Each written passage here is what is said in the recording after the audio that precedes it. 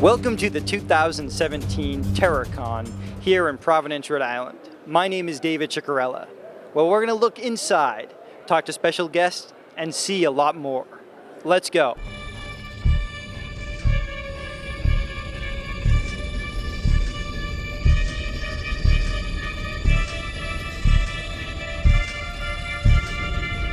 I am now with the legendary Malcolm McDowell. How are you enjoying TerrorCon? I'm really well. This is a great show.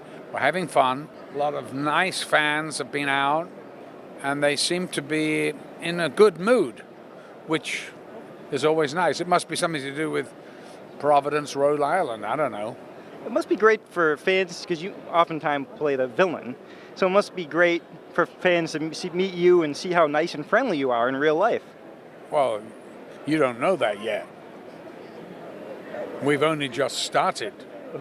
No, of course, of course it's a performance, and so as far as I'm concerned, it's nice to get out once in a while, not too much, but once in a while to, say hi to the fans, meet them and chat, So I like doing that. So it's nice to come here and do that. You've done so many great voiceover work, from Superman as Metallo, Teen Titans, you were a Mad Mod.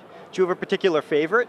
No, I enjoyed voicing one of the parts. I think his name was Monty in Call of Duty. So I really enjoyed that. It was like a whole performance, and it was because the game goes down many avenues.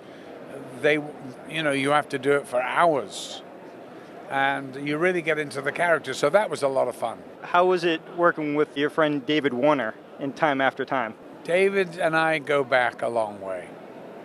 I'm very fond of him. He's a lovely man.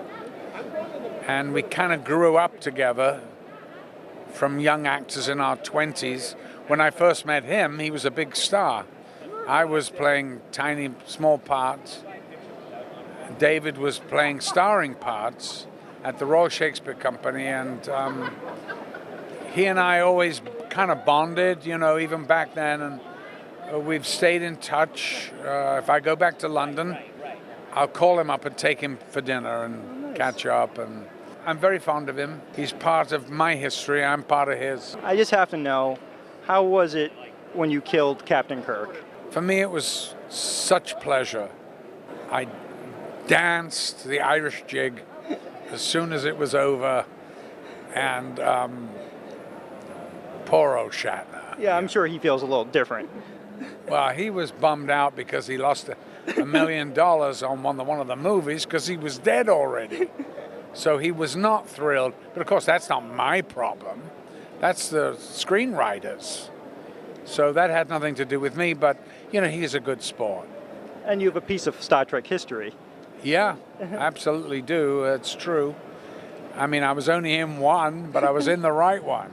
What are you working on now? What would you like to promote? Well, I'm doing a really wonderful series for Amazon, and it's called Mozart in the Jungle. It's about basically an orchestra and the shenanigans that go on within the orchestra. It's sex, drugs, and classical music. Wow. It's a lot of fun. We're having so much fun doing it with Gael Garcia Bernal, who's a great actor, and Bernadette Peters, who I adore, and a young girl, Lola Kirk, who's great.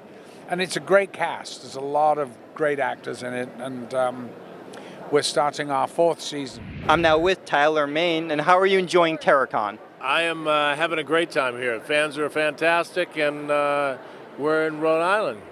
You were Sabretooth 17 years ago. Could you talk about the Statue of Liberty fight scene with Hugh Jackman all those years ago? Oh, yeah, they reenacted it in Toronto in a soundstage, and we were about 30 feet up fighting and harnessed in. It was fantastic. Had a great time. If you were playing Sabretooth again, what would you have liked to done with the character? Oh, just, get in depth with Sabretooth. I mean, Sabretooth is a very...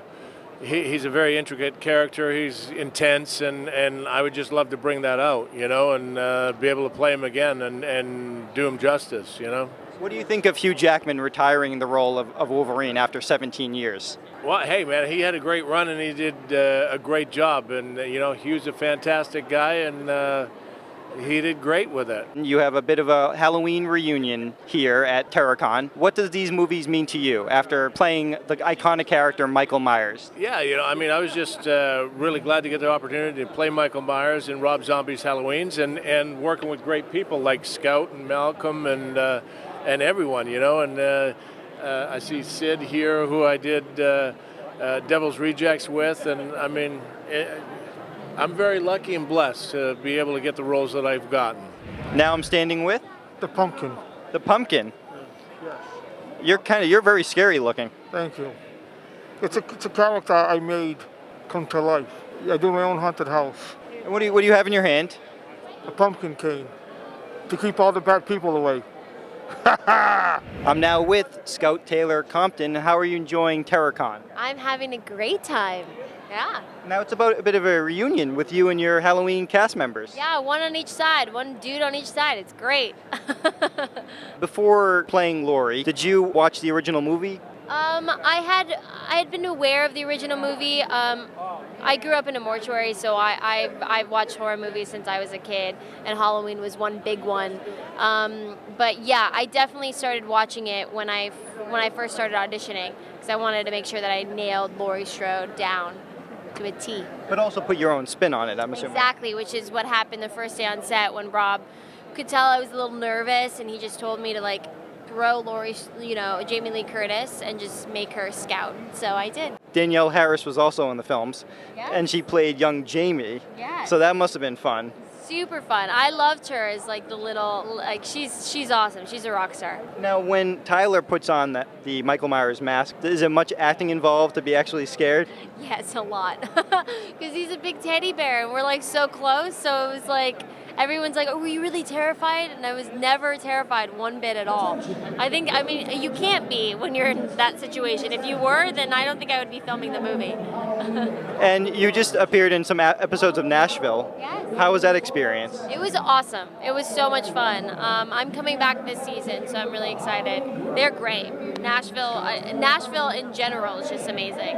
Yeah. And where is that filmed? In Nashville. You assume a lot of things are filmed in LA, so that's why it kind of surprises me. No, it's great. I loved it. And I'm a country girl at heart. My first concert was Tim McGraw, so I'm a country girl, cowboy. I'm get me over to Nashville. And anything else besides Nashville in the pipeline? I'm actually creating a show right now, and I am doing a couple movies later on, and something I can't announce, but a big movie coming out soon. I'm now with Jason, and how are you enjoying Terracon? Okay, I think he's enjoying it. I think this is his environment at this convention. Well, I think I'm going to wind this interview down. I've never been so scared interviewing someone before. But ladies and gentlemen, Jason at Terracon. I'm now with John, and what did you bring to Terracon? We brought the supernatural vehicle. This is Baby. We call her Thor. It is a 67 Chevy Impala. It's an exact replica of the car they use on the show. It's been signed by much of the cast, and we offer photo ops for people. And they can wear the costumes and hold the props, and we have a lot of fun with people. We're called Experience Entertainment because we offer entertainment and an experience for people and not just a quick photograph. And where did you get the car?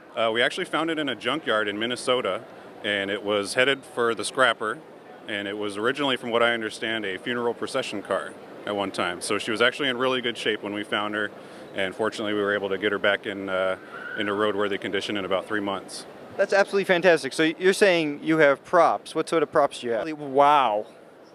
Now again, all these are fake weapons. Yes. What do you mean, yes? Explain. They are all fake weapons as far as the firearms go. There are a few things in here that are made of actual metal, like the angel blade, which is actually used to slay angels. This is made of aluminum, and so it has real good weight to it. You're welcome to hold that there. Wow. Feels pretty good in your hand. Really feels, so they do that to kill the angels. Yep, precisely. Fantastic. Now, how did that get through the metal detector? We had to come in through the back door, actually. And tell us about these knives up there. These are just a few other things we have to use. In the event of a vampire, we do have stakes. In the event of demons, we have salt and burn. We can also contain demons. We have an actual exorcism kit that has been used in real exorcisms.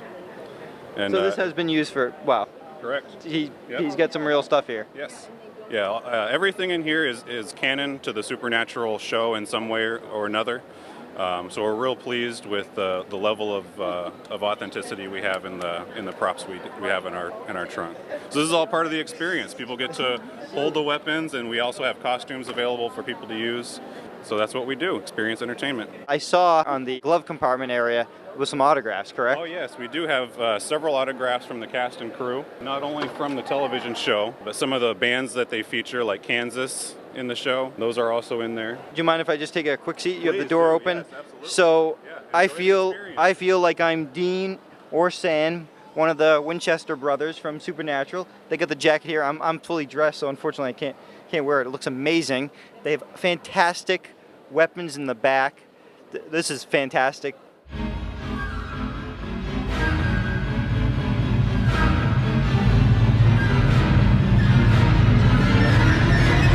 I'm now with Khary Payton. How are you enjoying TerraCon? I'm having a great time, man. Yeah, meeting a lot of people. Everybody's excited about the show.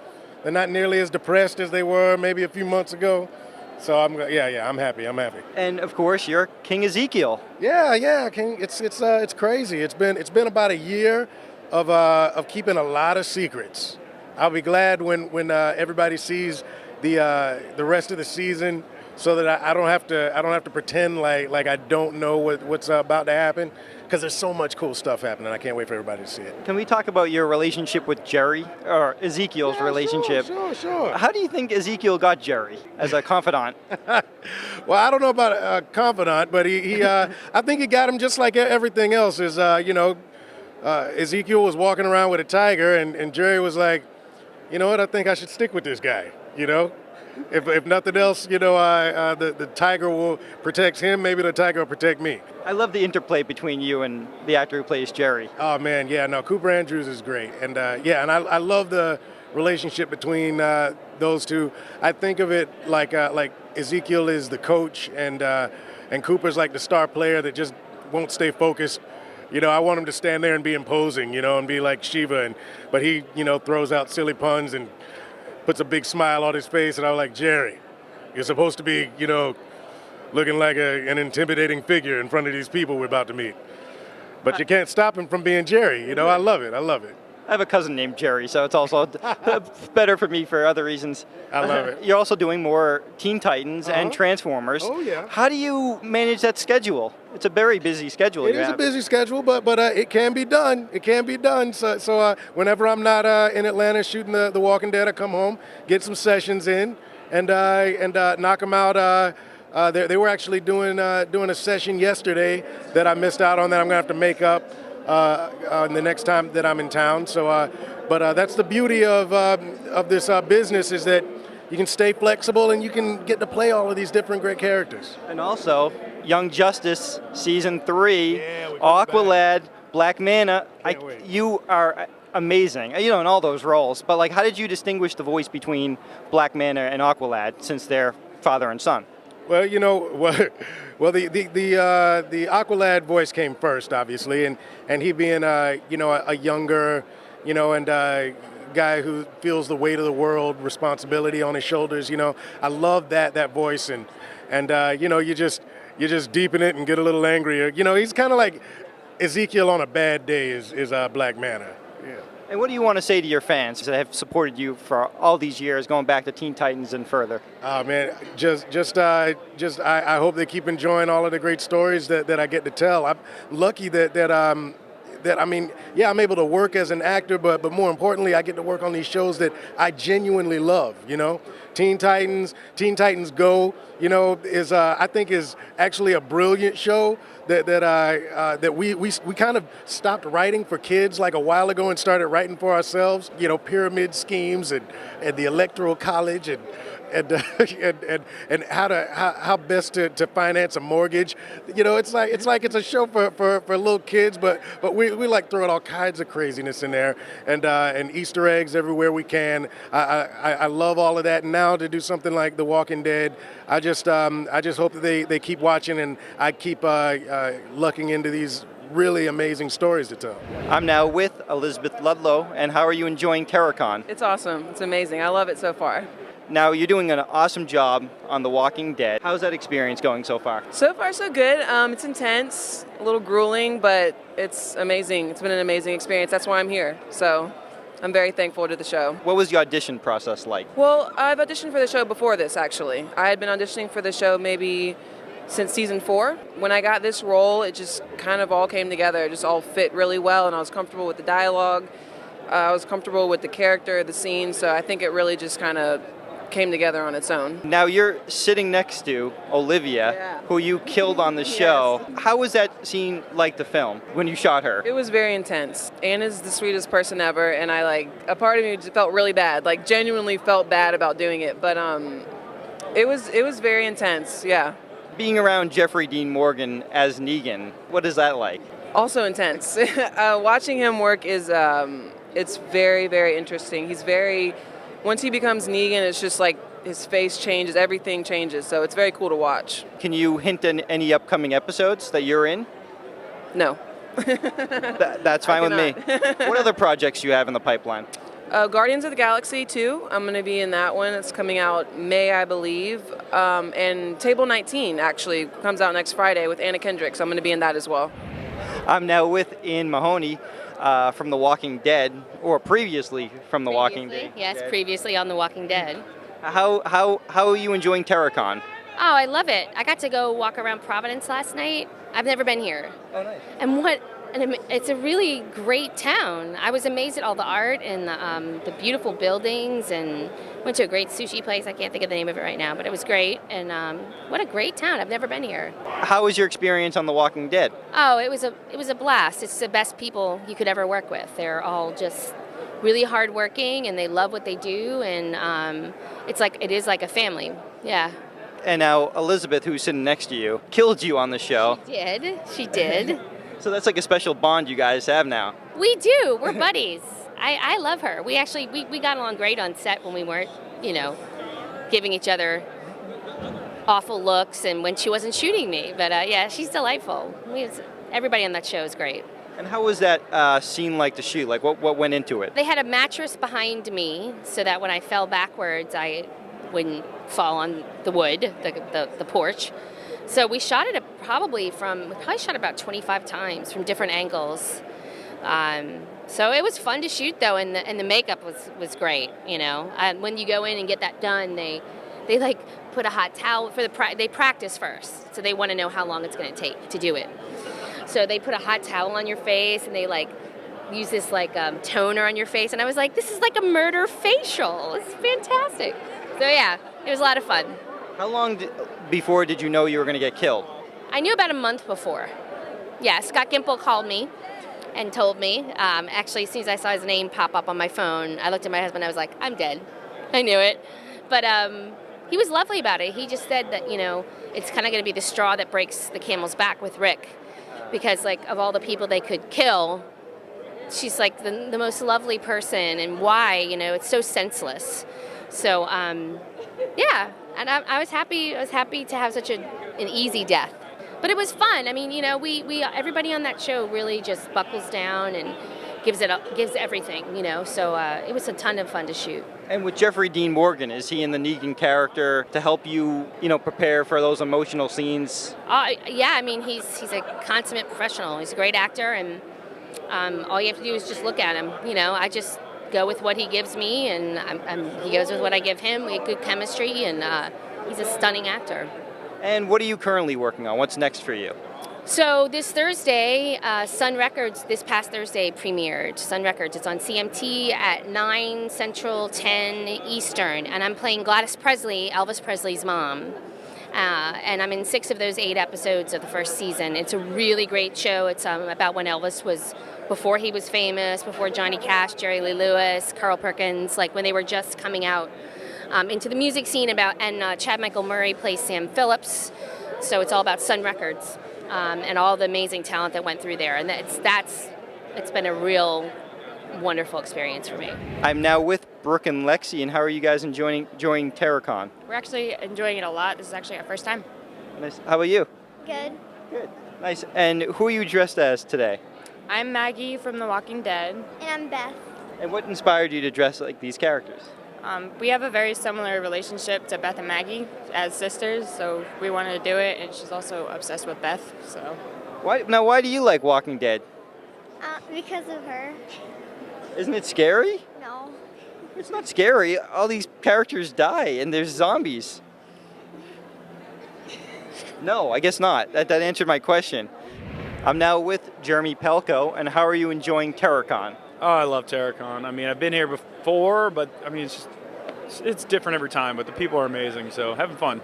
You're on The Walking Dead. You just made some appearances this season. They're keeping me around, so I was spotted at Hilltop in one of the last episodes, so still alive and well. That was kind of a question I kept getting, like, where are you?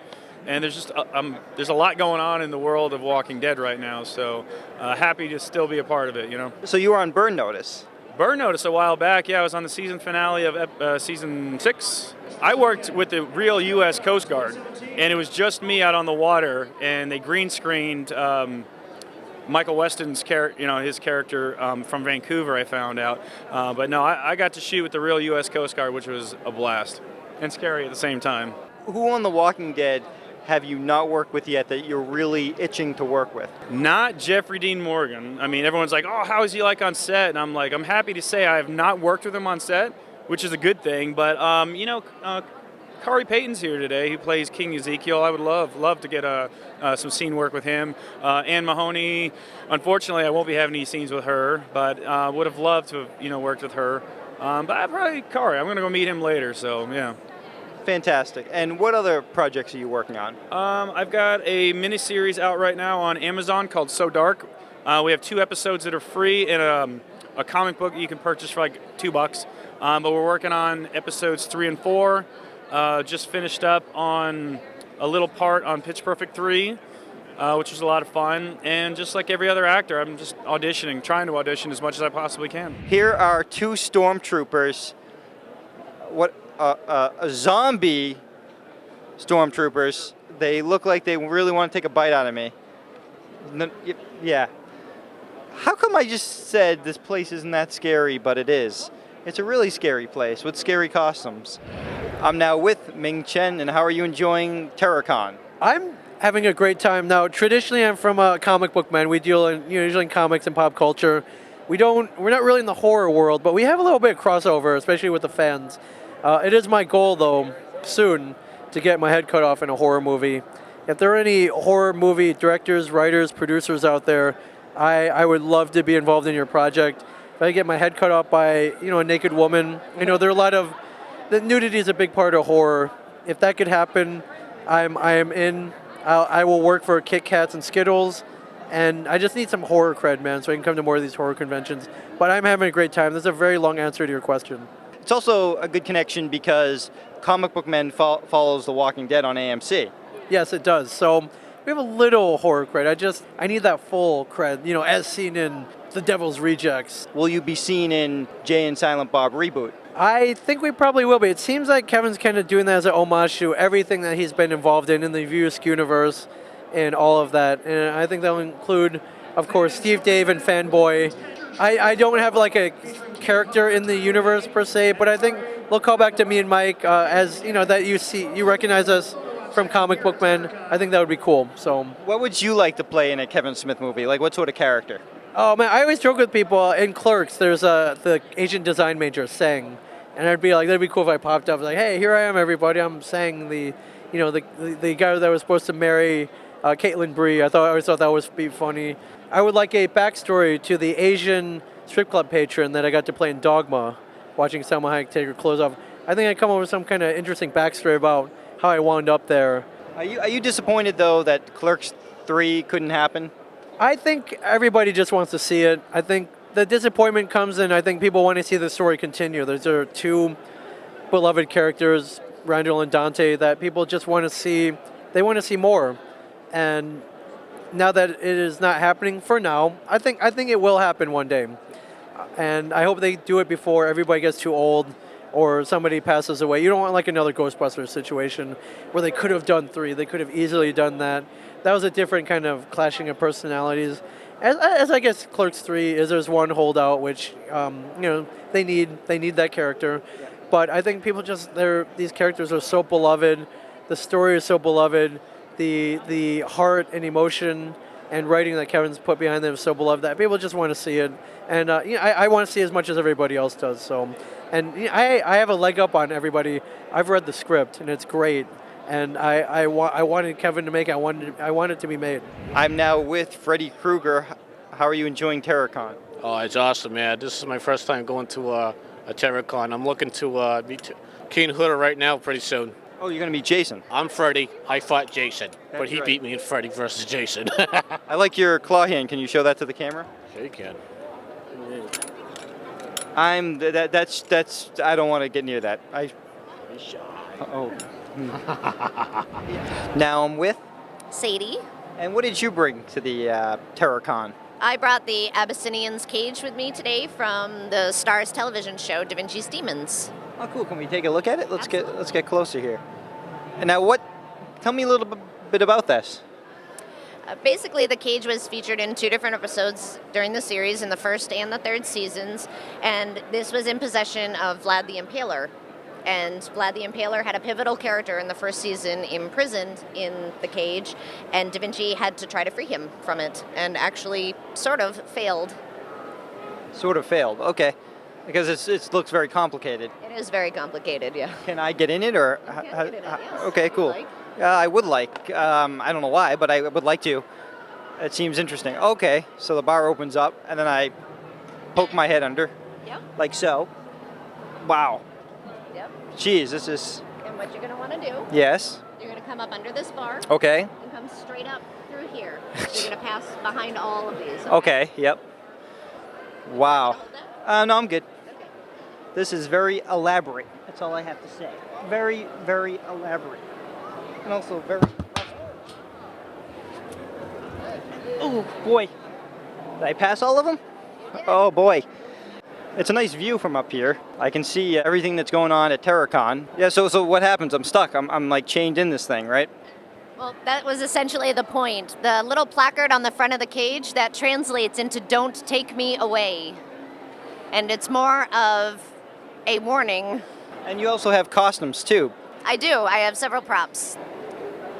Now I'm with Chris Sarandon. How are you enjoying TerraCon? Oh, very much. It's a lot of fun. A couple years ago, you were a guest star on Psych. How was that experience? Oh, that was great fun. Both the guys are really lovely guys, very funny and very welcoming. So it was a good experience. And what other current projects you have coming out? The season that is streaming now of Orange is the New Black, and I do a lot of theater in New York.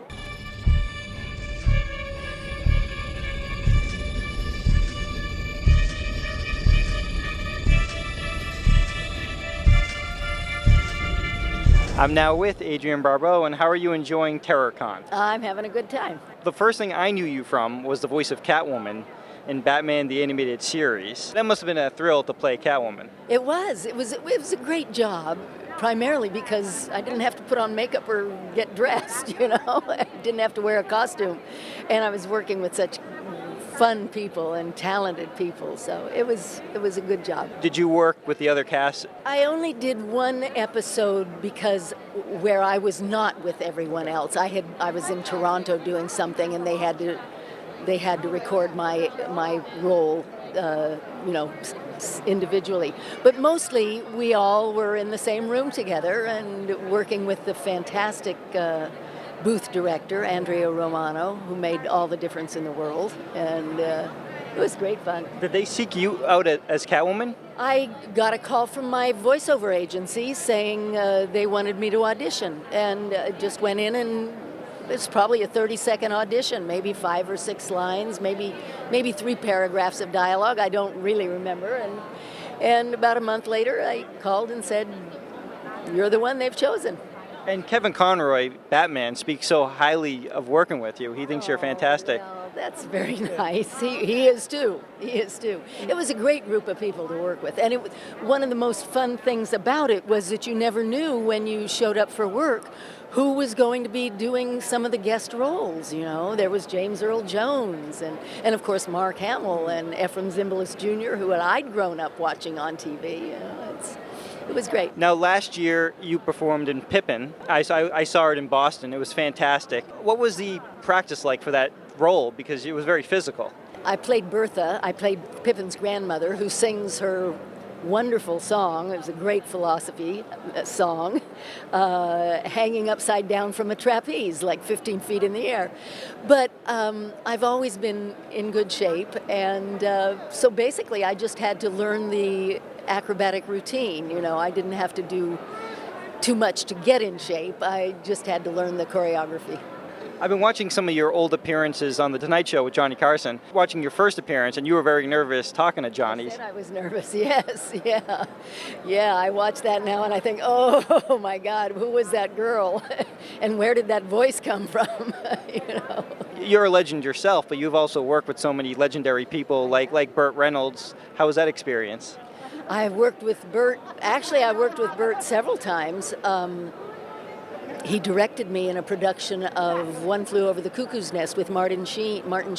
What you guys need to do is buy my book. I actually have your book. You have my book. There are worse things I could do. Actually, now the paperback or the hardbound is out of print, but it's going to be released as an ebook in April, I think. What upcoming projects do you have in the works? I have a couple of films that have been completed, which will be released very soon, and an episode of a new Hulu series called Dimension 404, which should be airing fairly soon. I'm now with Batman and Wonder Woman. How are you guys enjoying the convention? I like it, but I'm scary too. Are you scary? No, I'm just the light to his dark. She's wonderful. Now, is there any bad guys you see here that you want to take down? Actually, we just ran across Adrienne Barbeau, who did the voice of Catwoman. But you don't want to take her down, though. She's really cool. She's very nice, very, very nice. But if she acts up, we'll take her to the pen. What about you? Did you see anybody? No, everybody's been really nice today, so I'm kind of sad about it, but I'll hang in there. I know nobody's spooking you, scaring you. No. We did see Kane Harder, but we don't have an axe to grind with him. Well, you can take everybody down because you're Batman. I'm now with John Kassir, and how are you enjoying Terrorcon? I'm having an awesome time at Terrorcon. The people are so great up here in Boston area and Rhode Island, and we're having a great time. I had a lobster roll and some oysters, and I'm ready to have a good time with me and the Crypt Keeper. That's why you're here. That's it. I mean, you've played so many different roles, but for Terror, you are the Crypt Keeper. That's it. You know, it's funny. In your career, I've been an actor, professional actor for 37 years, and I know I started very young. You know, there's only a few things in your long career that, you know, people remember throughout your career, and this is definitely the top of the list for me. You know, I mean, I love Tales from the Crypt because I used to collect the comic books as a kid, so it was really cool for me to get the opportunity to play the Crypt Keeper. And the fans are great. It's funny because you come to the horror conventions and everybody looks, you know, really freaky. You know, they're either dressed freaky or they're covered in horror tattoos. Yeah. I've signed a lot of Crypt Keeper tattoos, by the way, but they're, you know, as nice and sweet and normal as could be. And then you go to the sci-fi conventions and people look really normal and they're like the weirdest people you've ever met. But, you know, beautifully weird. I'm not saying that as a derogatory term. I'm kind of a nerd myself that way, you know, but good stuff. Yeah. Now, you played Shemp in the Three Stooges TV movie. I did. With Paul Ben-Victor as Moe and Michael Chiklis as Curly. Yeah. And I remember watching that movie. That was really good. I love doing that. I mean, I was a huge fan of the Stooges as a kid. I used to have like wild curly hair, you know, so originally they brought me in to audition for Larry, and which eventually was played by Evan Handler really well, by the way. Everybody did a great job. And Mel Gibson was producing it, and everybody wanted to be on the project, you know. So I came in, and they were like, wow, you know, you're so good with the physical comedy, and, you know, you have the qualities we need for our Shemp. How about you, you know, you go back home and prepare that part and bring him in. And So I came in and I had like some stringy weird wig, you know, with my face like Shemp, and I came in, I did it for him, and I got hired, and it was an amazing time. We shot it in Australia under Mel Gibson's Australian production company in 2000, right after they kicked off the millennium there. I mean, we're there literally the day after they kicked off the millennium from Australia. That's January, so that's their summer. And they were having the Olympics there that year in 2000. So it was the year to be there, you know. It was great. We had an amazing time. Spent 3-4 months shooting, and they did a beautiful job. You were the original live-action portrayer of the Atom in the Justice League. Yeah. Nobody up until that point, nobody had got the chance to play him live on camera. The Justice League, that was it was a funny. I mean, you know, if you look at it now, you're like, because you know, superhero stories and movies and TV shows have become so edgy and everything. This was more like Super Friends. That had that feel to it. And literally, the concept for it was Friends meets the TV show Friends meets superheroes, and it was a lot of fun. It ultimately wound up being too expensive of a show for them to produce for television, and it never got finished. In fact, some people, you know, you can get it and watch it, you know. Justice League of America television movie. But they, you know, people are like, oh, this looks so cheesy and stuff. And they never finished the effects because they weren't going to put the money into it if they weren't going to, it wasn't going to wind up in series. So it was a lot of fun. And you worked with the late, great Miguel Ferreira in that. I did. You know, that was sad. Miguel Ferreira was a really, you know, wonderful guy to work with. I really enjoyed working with him. He didn't live too far from me, so we would run into each other every once in a while, and he was always really great to me and a great actor. I mean, obviously, he followed very well in his father's footsteps. His father was iconic as well. And, you know, it's really sad to lose somebody when it's not their time and they're young, but he's left quite a mark. So I'm glad that I had the opportunity to work with him. Yeah. Deadpool. Did you like the film? You know, I love the film because when you originally, you know, for those of you who don't know, I originated the voice of Deadpool in the earlier games when he first showed up. You know, Ultimate Alliance games, Legends games, you know, X-Men Legends and Spider-Man Ultimate Alliance. These games. And I always, you know, tried to make him a little edgy and un-PC and say some nasty stuff. And they're like, John, you can't do that. It's for kids, you know, that kind of thing. So I was really happy to see that they did it that way in the movie. From the moment that, you know, the opening titles came on, I was like, all right, this is going to be exactly what I would hope it would be. And I just thought it was great. I loved it. They need you for the sequel, for something. Oh yeah, it would be great to show up in some, like, you know, some bizarre guy that's like in his face or something that he punches out. He looks at the camera and goes, I can't stand this guy's voice. I'm now with a scarecrow. You have a noose around your neck. And my weapon is the sickle. He has a sickle. Oh boy. Wow. Did you make this, or? Yeah, I made this this September. I started to make it, and then that's when it started to like look better, and I liked it.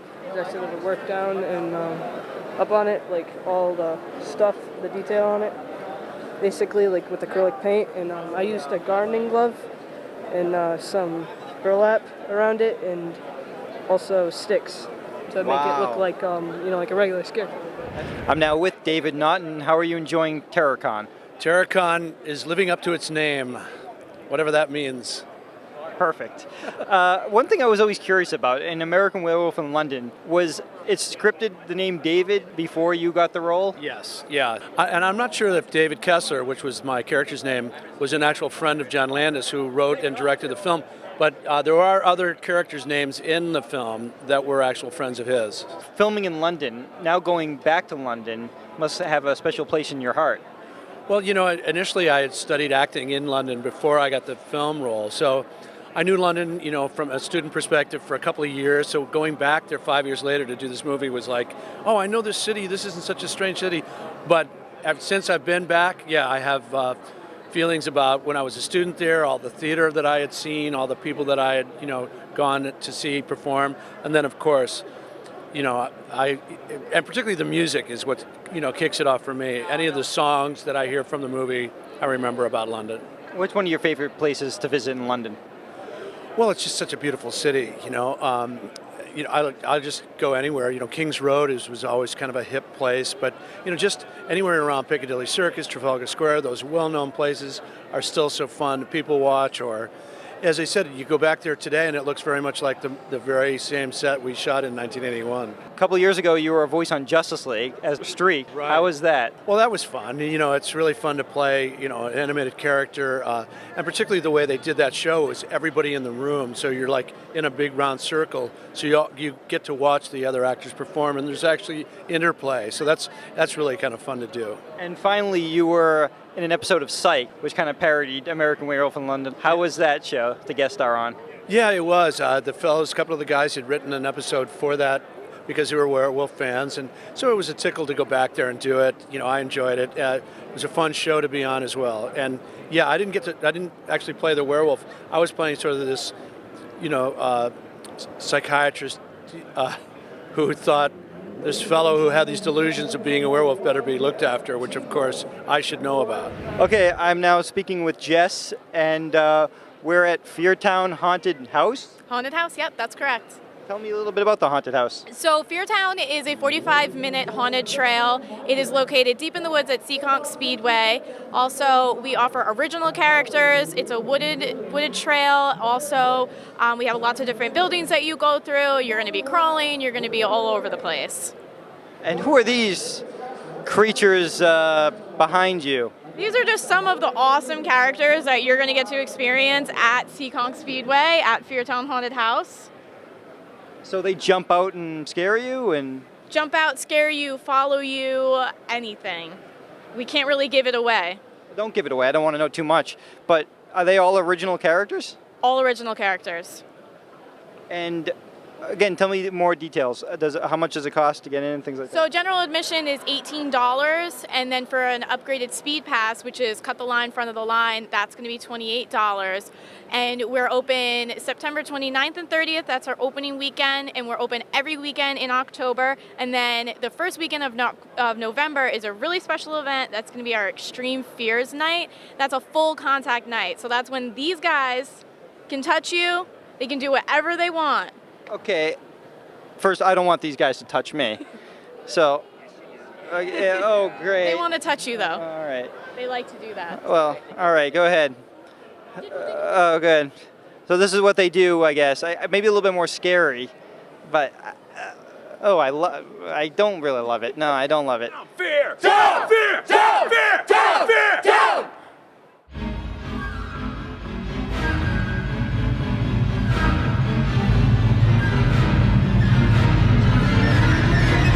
I'm now with Simon Bamford, and how are you enjoying TerrorCon? I'm having a great time. Thank you very much. It's lovely to be here in Providence. I've seen it out the window and driven from the airport from Boston, and no, it's very good.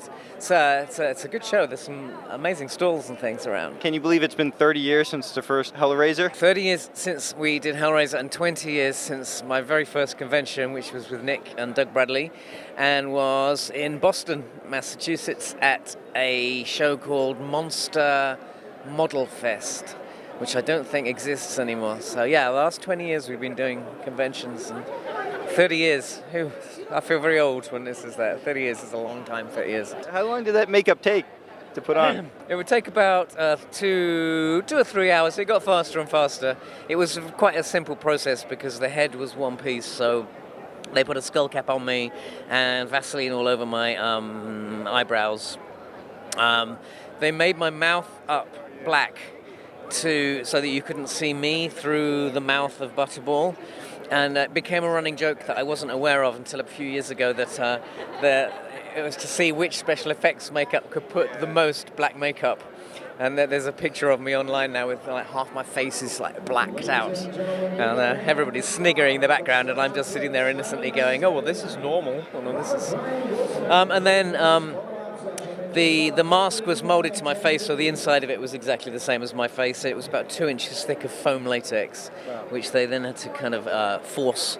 It took 3 of them to force down onto my head. And there would be a period where that was happening where I was always aware that if it was to get stuck, then I would have 2 inches of foam latex sealing not only my nose but also my mouth, and I would suffocate and die. But that never happened, funnily enough, because I'm still here. Why did Butterball wear sunglasses? Because he's cool, of course. Because they were into pleasure through pain, and one of his pleasures of pain was to sew his own eyes shut. I think Butterball was very into sensory deprivation because he'd cut his ears off, he'd sewn his eyes shut. He was a little bit like the Three Wise Monkeys. And what are you currently working on? I'm currently working on a movie with the wonderful Kenneth Cranham, and also with Barbie Wilde and Nicholas Vince. I'm working on this, which is The Offer. It's a kind of old-fashioned type of short story that film that has a very modern twist at the end, a very modern twist, and it's very dark and fun. They've shot some of it. They've shot the scenes with Ken Cranham in London, and we finished shooting in April. And at the same time, I'm also working on another story about a couple who have a terrible loss in their life, but you don't really know that to the end, so just ruin that one. And now I'm with AJ Brescia and Brandon Barry. And what did you guys bring to TerrorCon? Terror. Fun? Terror. Fun? A little bit. Terror can be fun. Terror is fun. This is the attic. This is where Uncle Frank really made his big mistake, right? Yeah. It happened right here. I wasn't there. Were you there? I wasn't there, but I heard that, something happened with this box. Right, that one, yeah. That box right there. You picked it up? No, I don't want to. You hold it. You hold it. But seriously, we brought, atmosphere for people to come to TerrorCon to enjoy and be part of the movie. So far, we've hooked a lot of victims here. We've hooked a lot of victims. No, this is, if you remember the scene, Uncle Frank opens the box, and that's it. And then, of course, in the end, he got it. He got his up and comings, right. But, well, what's that column thing with the skulls and? That's the pillar. That's one of the pillars, and that's where they put their torture souls, victims. This is Pinhead himself. Yeah, this is, you notice he's a lot taller than I am, but he doesn't say much today because he doesn't have to. I mean, we all know Pinhead, Right. But I got Doug Bradley here today. Nobody knows it. He's inside. Can we look at this here? He's inside the box. We're going to get him to come out. Right. Not right now, but a little later. Actually, I'm waiting. He's waiting for his check. But I feel something. What's going on here? Yeah, would you hook him? Did I just get hooked to this thing? See, it's a little grabby, Yeah, I'm a little hooked on. This is not good. How long do I have to? Am I stuck here for forever? Eternity, right? Yeah. Well, we have an eternity to enjoy your flesh. As weird as that sounds, that did not come out right at all, did it? No. It's TerrorCon, so anything's possible. Yeah. Are you a bleeder? Do you bleed easily? You look like you do. I'm sorry, but I guess I'll be hanging around here for a while. I'm now with Nicholas Vince, and how are you enjoying TerrorCon? I'm loving TerrorCon, and my voice is gone. As you can hear, at TerrorCon, my voice is gone. This is just going to be so silly, folks. All right, I will whisper.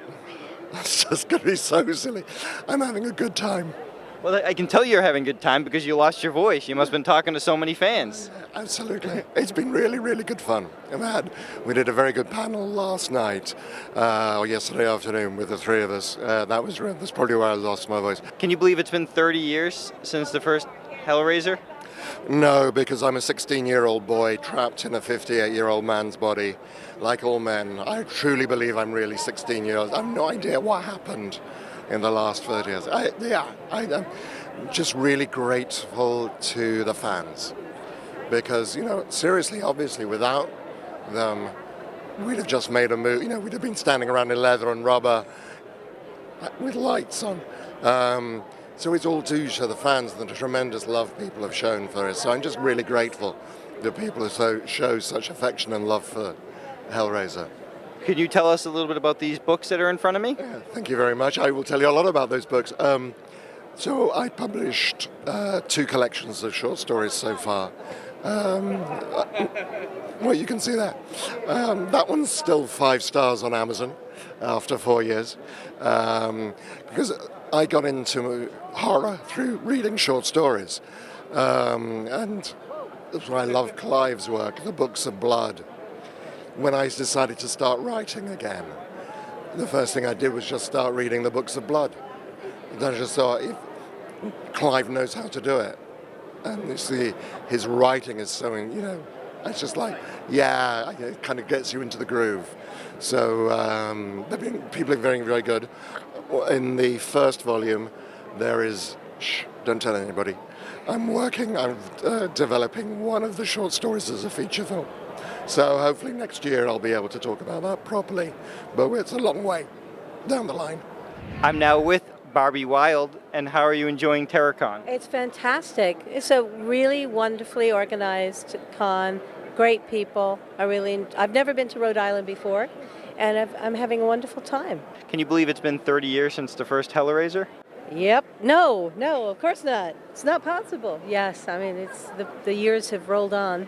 But it's interesting seeing that people are coming back to using, real life effects, and people are saying, CGI is so unreal, and so the kind of stuff that we did is sort of coming back into fashion as, special effects and stuff. So.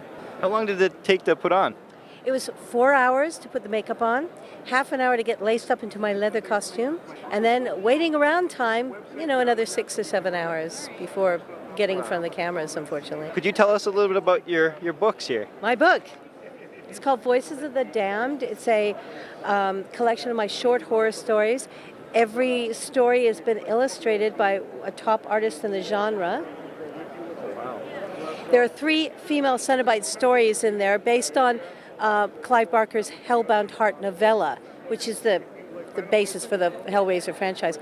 And there are also, stories about vampires that don't twinkle, and aliens and demons, and the Publishers Weekly says, a chilling collection of frightful fiction, a delight for the senses, satisfying triumph in a befitting, unforgiving style, sensual in its brutality. So I also have a book called The Venus Complex. It's about a diary of a serial killer. It's been compared to Hannibal and American Psycho. Fangoria has called me one of the finest purveyors of erotically charged horror around. You'd never guess that I'd never said that before. Another project that I'm involved in, I'm executive producing and co-writing a script called Blue Eyes with the former editor-in-chief of Fangoria, Chris Alexander, who's also directed 4 horror feature films.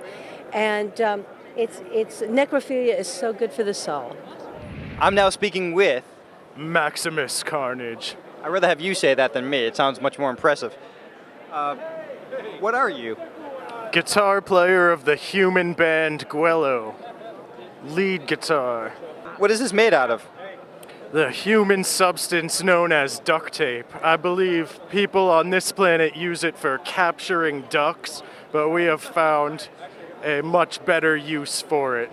I'm now speaking with Joe Caldwell, and what did you bring to the TerraCon? I have with me one of the only remaining Christine movie cars left. This car, we bought it as a shell, and then we bought the parts from 3 movie cars that got crushed up, and we took the parts from those 3 movie cars and we added it to this shell, making it a Christine movie car. What other cars were they? They were the ones that got junked up because in the movie used 24 cars, 17 got destroyed. 2 of the remaining ones is in a museum in Rochester, New York after being sold on Barrett-Jackson. The other one is in California, owned by my friend Martin, and that was the car that chased Moochie down in the chase scene. And then what we did was they crushed the rest of the cars after the movie. They had no use for them, did not want them. And what they did was, after they crushed them, the parts were just laying around. We went and picked up the collection, me and my father, Joe, and we bought the collection from the gentleman who had it in the junkyard. Then we went, found this shell from a lady in Arizona, and we put the pieces together from our friend John, who has one of the best premier body shops in New York. They put the car together one by one, the paint, we got it looked up, the interior, we had to find the right one to use. We had to get all the parts sent out and completely redone, reprimed. A lot of work and detail have gone into this car. And this is, as you can tell, like it's a very, very old car. What year is this car? 1958 Plymouth Fury. Beautiful to sit in, and I love the color red. You also have some signatures in here. Can you tell me who those signatures are? The dash signed by Malcolm, Dinar, Moochie, He did the signing for us, and then I had Buddy Repperton, who smashed the motor for me. He has his signature on the glove box store, and the rest of the cast as well. They signed the trunk for me, too. This is a beautiful car. Thank you so much for bringing this to TerraCon. Thank you also let me sit in it. It's absolutely gorgeous. No problem, not at all. And I hope I don't go on a killing spree right now. I'm now with Ash, or Ashley. And what inspired you to dress like Ash Williams from the Evil Dead series? I just have always loved Ash from when I was younger. I would watch it all the time with my dad, and it was just something that really struck a chord with me. I don't know, I just had the idea that I wanted to do a girl version, so I did it. Groovy. I'm now with Sid Haig, and how are you enjoying TerraCon? I am enjoying it immensely.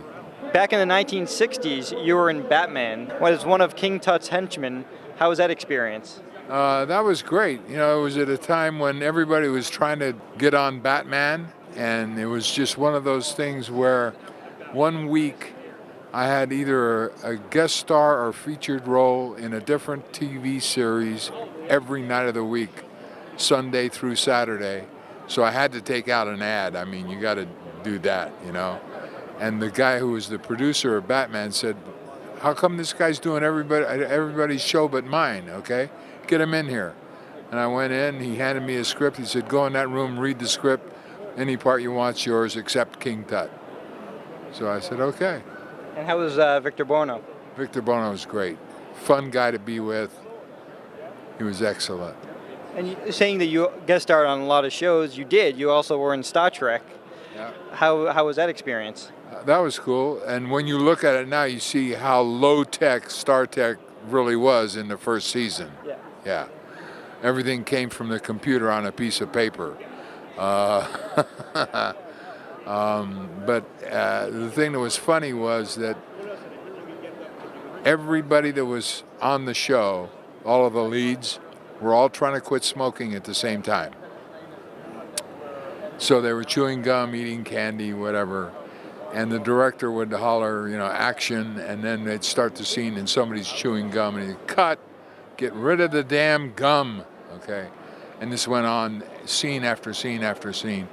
So one day we were working outside with a bunch of 80 extras. Bill Shatner, who is a prankster, like all the way down the line, went to everybody and handed them a piece of double bubble and said, the first shot after lunch, when the director says action, I want everybody to turn to the camera and blow a bubble.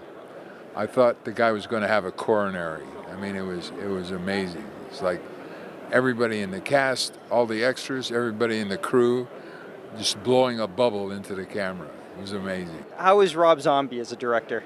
He's the kind of director that I like to work with because he makes his vision clear to you and then he just gets out of the way and lets you do your job, you know? And I just really don't like directors that are like puppet masters, you know, do this, do that, do the other thing, do this. No, you know what? You hired me to do the job. Just let me do it, you know? So he lets you create the character and then he just goes action and boom, we're done. What stuff do you have coming up? I have 4 films in the can right now. High on the Hog, which I also wound up being a producer on, okay, quite by accident, but that's okay. A film called Abruptio, which is I'm really anxious to see because it's the first time they're shooting an entire film with life-size marionettes. Yeah. Wow. Then I'm in Death House and a film called Cynthia, in which, in the first time in 55 years, I'm playing a police detective.